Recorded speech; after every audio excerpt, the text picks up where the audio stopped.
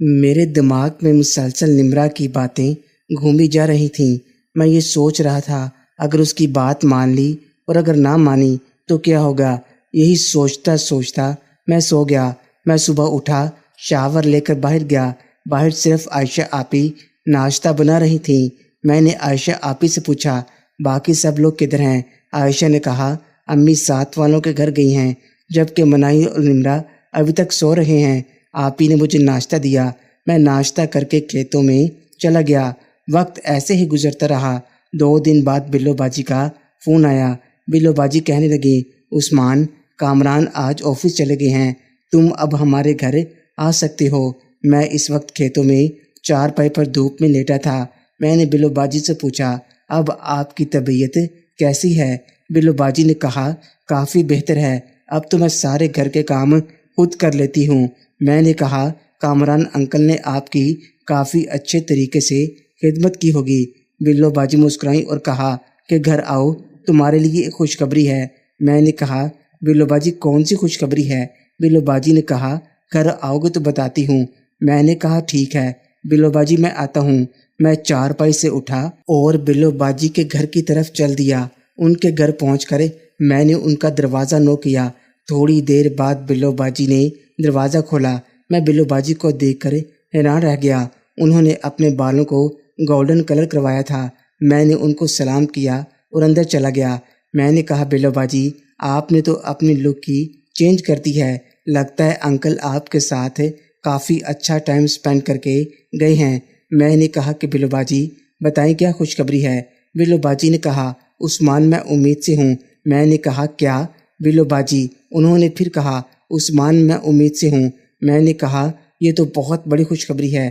بلو باجی نے کہا ہاں، یہ میرے لیے زندگی کی سب سے بڑی خوشخبری ہے۔ میں نے کہا بلو باجی یہ سب آپ کو کب پتہ چلا؟ بلو باجی نے کہا کل مجھے دوپہر کے وقت چکر آ رہے تھے، کامران مجھے ہاسپٹل لے گئے۔ وہاں جا کر لیڈی ڈاکٹر نے کچھ ٹیسٹ کیے تو پتہ چلا کہ میں امید سے ہوں۔ باتوں باتوں میں میرے ذہن میں ایک بات آئی۔ میں نے کہا بلو باجی آپ نے تو کہا تھا کہ کامران انکل ٹھیک نہیں ہیں، ان کی رپورٹس بھی ٹھیک نہیں آئی تھیں، تو پھر یہ سب کیسے ہو گیا؟ بلو باجی میری یہ بات سن کر حیران ہوئی۔ بلو باجی نے کہا عثمان ہو سکتا ہے یہ ہم دونوں کا۔ بلو باجی یہ کہہ کر رک گئیں۔ جیسے ہی بلو باجی نے یہ کہا میرے رنگ اڑ گئے۔ بلو باجی نے کہا مجھے یقین ہے یہ ہم دونوں کا ہے، اس وجہ سے خوشخبری دینے کے لیے میں نے تمہیں بلایا ہے۔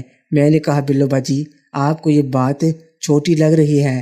بلو باجی نے کہا عثمان تمہیں فکر کرنے کی ضرورت نہیں ہے، یہ بات صرف ہم دونوں کو پتہ ہے، لیکن کامران ہی اس بچے کے باپ ہیں۔ میں نے کہا بلو باجی اگر کامران انکل کو پتہ چل گیا؟ بلو باجی نے کہا کامران بہت خوش ہیں، انہوں نے مجھ سے کہا ہے تم مجھے کہتی تھی کہ میں کمزور ہوں، لیکن دیکھو میں باپ بننے والا ہوں۔ بلو باجی نے کہا عثمان تھینکس مجھے اتنی بڑی خوشی دینے کے لیے۔ میں نے اپنے آپ کو سنبھالا اور کہا بلو باجی اب تو آپ کو اپنا اور زیادہ خیال رکھنا پڑے گا۔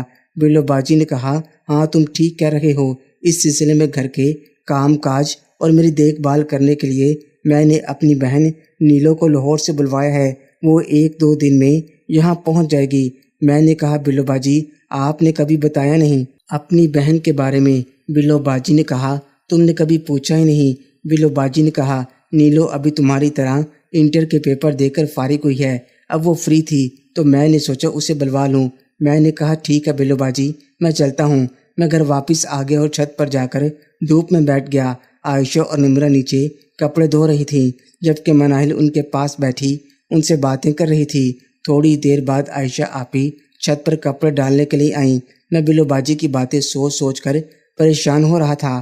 عائشہ نے مجھے گمسم دیکھا تو پوچھا بھائی کیا ہوا ہے، اور میرے ساتھ چارپائی پر آ کر بیٹھ گئی۔ میں نے کہا وہی ہوا جس کا ڈر تھا۔ عائشہ نے کہا کیا مطلب؟ میں نے کہا بلو باجی امید سے ہیں۔ عائشہ آپی ایک دم چونک کر بولی کیا؟ میں نے کہا جی بلو باجی امید سے ہیں۔ عائشہ آپی نے کہا تم اس امید کی وجہ ہو؟ میں نے کہا شاید کیونکہ ان کے ہسبینڈ کمزور ہیں۔ عائشہ نے کہا عثمان پھر شاید نہیں یقیناً ہو۔ عائشہ آپی مجھے ڈانٹنے لگیں اور کہنے لگیں عثمان میں نے تمہیں کہا تھا احتیاط سے کام لو۔ میں نے آگے سے کوئی جواب نہیں دیا۔ عائشہ نے کہا اب بلو باجی کیا کہہ رہی ہیں؟ میں نے کہا وہ بہت خوش ہیں اور انہوں نے کہا ہے عثمان مجھے اتنی بڑی خوشی دینے کے لیے شکریہ۔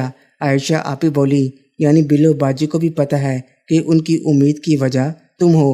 عائشہ آپی نے پوچھا کیا کامران انکل کو پتہ ہے کہ بلو باجی امید سے ہیں؟ میں نے کہا جی آپی، کامران انکل کو پتہ ہے، وہی تو بلو باجی کو ہسپتال لے کر گئے تھے جہاں پر ان کے ٹیسٹ ہوئے اور انہیں پتہ چلا کہ ان کی بیوی امید سے ہے۔ میں نے کہا کامران انکل کو لگتا ہے کہ وہ اس بچے کے باپ ہیں۔ آپی نے کہا لیکن تم نے ابھی تھوڑی دیر پہلے کہا ہے کہ کامران انکل کمزور ہیں۔ میں نے کہا جی آپی، کامران انکل کمزور ہیں لیکن کامران انکل یہ بات نہیں مانتے، وہ کہتے ہیں میں ٹھیک ہوں۔ آپی نے کہا پھر ٹینشن کس بات کی، وہی اس بچے کے باپ ہیں۔ میں نے کہا آپی جب وہ بچہ اس دنیا میں آئے گا اگر اس کی شکل میرے سے ملتی ہوئی تو سب کو پتہ چل جائے گا۔ آپی کہنے لگی عثمان اتنی لمبی مت سوچو، عورت جس انسان کو زیادہ دیکھتی ہے بچے کی شکل بھی اسی انسان جیسی ہوتی ہے، اور بلو باجی کامران انکل کو زیادہ دیکھیں گی اس لیے آنے والے بچے کی شکل بھی کامران انکل سے ملتی جلتی ہوگی۔ میں نے کہا یہ بات تو ہے۔ میں نے کہا عائشہ آپی میں نے آپ سے ایک اور بات کرنی تھی۔ آپی نے کہا میں کپڑے دیوار پر ڈال لوں پھر کرتی ہوں۔ میں سوچ رہا تھا کہ عائشہ آپی کو نمرہ کے بارے میں بتاؤں یا نہیں، پھر میں نے فیصلہ کیا کہ ابھی رہنے دیتا ہوں۔